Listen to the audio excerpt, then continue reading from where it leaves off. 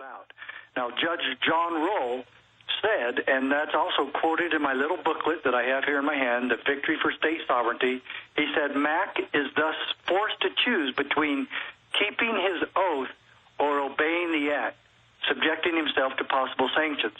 Well, my question is to every peace officer and sheriff in this country, when you are forced by the federal government and the lawmakers around you to choose between your oath or following laws and statutes, which one are you going to do? Are you going to side with the people and freedom, or are you going to continue to acquiesce and follow the... Well, the founders had us swear to this oath because they wanted to point out this is the real law. This is the power. This is the America. Exactly. This is the republic. Not what some flim-flammer comes along later with them. And that's what Thomas Jefferson, George Washington said over and over again. You got to stick to this, not what lawyers come and invent later or what they try to twist out of it. That's exactly correct. And this is all foundational. It's all fundamental. And on the first page of my book, I'm glad you talked about Thomas Jefferson, because I quote him on the very first page of my book. And he says, when all government shall be drawn to Washington as the center of all power, it will render powerless the checks provided and become as venal and oppressive as the government from which we separated. The question is, Alex, to whom can your people turn?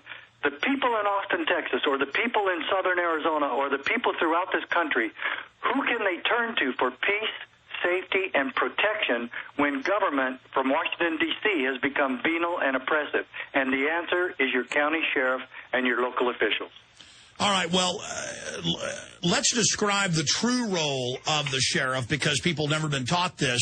I mean, versus what's happening all over the country where the feds come in and will put tens of millions of dollars in and buy off sheriffs and counties to get the city to absorb the county when the county is the unit of the state. I mean, this is treason. I keep using that word. They know exactly what they're... This is federal conquest of the states in a very sneaky way.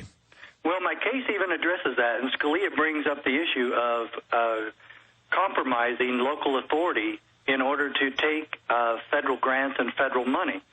The federal government is very wise. Let's not pretend anything here. This plan of attack to destroy state sovereignty and local autonomy and the power of the counties has been an orchestrated event. They've even voted sheriffs out in Connecticut. There are no more sheriffs in Connecticut. Massachusetts is trying to do the same thing. Ohio now has one county where the sheriff is no longer elected but appointed.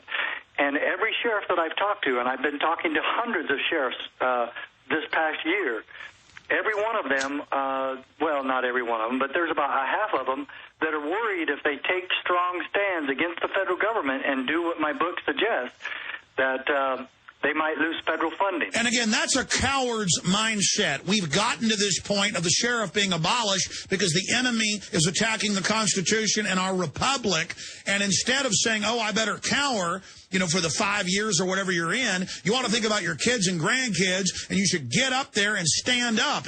I mean, how do we come from the toughest, roughest, smartest people to a bunch of castrated cowards? I tell you, those sheriffs are pathetic.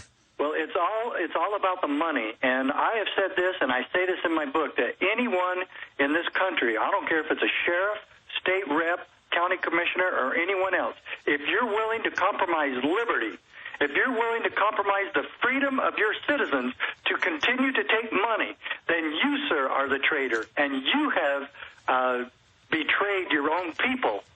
This is time to stand, and when I sent this book to Sheriff Prince, I said, Sheriff, tell me honestly, is this book true, and is it the answer? And he says, of course it is. The problem is you've got too many damn wimpy sheriffs. And Alex, I'm just going to tell it like it is. If the sheriffs in this country have the courage to stand, that's the only thing we lack now, is courage within our local communities, courage from county attorneys, courage from county sheriffs and county commissioners to uphold and defend the Constitution for the people. And stop taking the money. Throw that stupid money out. Yeah, we don't need quasi-federal deputized federal toadies. We need the counties and people not liking the feds. That was back when America was free and people were smart. I mean, going back to our founding, not these little pathetic toadies and creatures of the feds. We need men. We need strong leaders who are loved in their communities to bring back true peace officers, not these law enforcement lackeys who desecrate the Constitution and enforce all this made-up crud. Now, I want to bring up a subject here with you while we've got you, Sheriff Mack. We'll have you back soon. But I want to read to you from Encyclopedia Britannica, and it's the same thing in the definition, Wikipedia, they've all got it. High treason, the definition of high treason: participating in a war against one's country, attempting to overthrow its government, spying on its military, its diplomats, or its secret services for a hostile and foreign power, or attempting to kill its head of state, and it goes on, are the best-known types. Now, the most classic archetypal is enemies inside the gates, who are traitors, opening the drawbridge to let the enemy in. Now, we've got the states 80 to 100 miles, a third of Arizona, where you were a sheriff, has imploded. Sheriff Babbo is begging for help. There's death threats. They've killed thousands of law enforcement, peace officers, but they are law enforcement down in Mexico, in this war. They're now literally roads, highways, the parkland, off limits. Obama tells Senator Kyle treacherously, I want to keep that crisis going so I get amnesty. That's on record. So we have all of this happening. Is that not high treason? I have the article, Obama commits act of high treason, sides with foreign power against Arizona. I have all the facts. I have the 11th Amendment saying the feds can't sue a state or an individual citizen on behalf of a foreign power or an alien, because that was the first amendment they passed after the first 10, because, you know, the states knew the feds could be bought off by foreign corporate powers. Is this not an act of treason by Obama going in there trying to block the state when it's trying to not collapse like Mexico?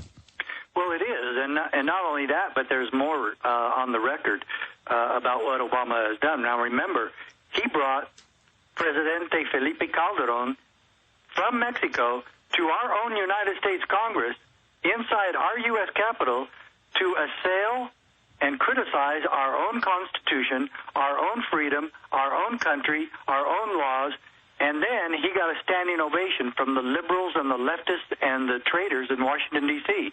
All that was treason. Every bit of this. You cannot show me anything that Washington, D.C. has done in the past 10, 20 years. NAFTA and GATT giving our authority to the WTO unelected corporate board. The SPP that they kept secret, the Judicial Watch got, said we've got to keep this secret in the founding document that the president signed. We got to keep this secret. We got to bring a carbon tax in to erect a North American Union government. I mean, that is the definition of high treason. Anytime that you want to destroy or have politicians who attempt or want to destroy our own Constitution, I believe the Founding Fathers intended that to be treason. And there's only 3 law enforcement authorities granted to the federal government within Article 1, Section 8 of the U.S. Constitution. It's counterfeiting, felonies committed on the high seas, and treason. Now, if the FBI would investigate treason in this country, they would never get out of Washington, D.C. for the next 10 years. And that would be one time I would tell them they probably need more manpower, because the treason going on in Washington, D.C. right now is absolutely phenomenal. And it is treason, and you know, going back to what's happening, instead of the traitors and the treasonous vermin bought and paid for by this global New World Order corporate takeover, and that's what it is, instead we've got the Mack Homeland Security reports that good peace officers sent us, where the government is not doing, that's a facade that they're worried about turbaned Arabs. I mean, that is literally just to get us to give our rights up.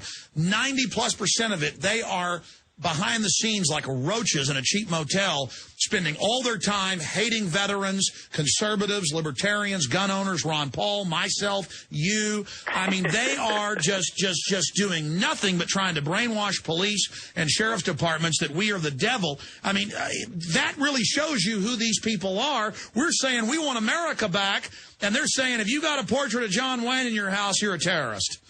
Yeah, and the Southern Poverty Law Center, I've been fighting them ever since I filed my lawsuit back in 1994. Yeah, they're writing those reports. And, oh, gosh, and these guys are absolutely out of control. They are the acorn of politics in America. Acorn being also a branch of the treason from the federal government.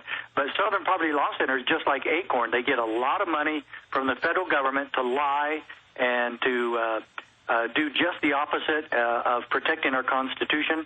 They want to destroy our Constitution, and I'm proud to be listed with you and other patriots of this country.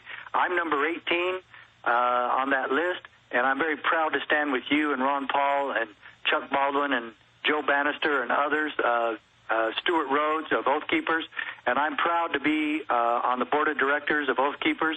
And this is all boiling down to whether or not the peace officers in this country, the sheriffs of this country, will do one thing, and that is to uphold and defend their oath of office, to uphold and defend the Constitution.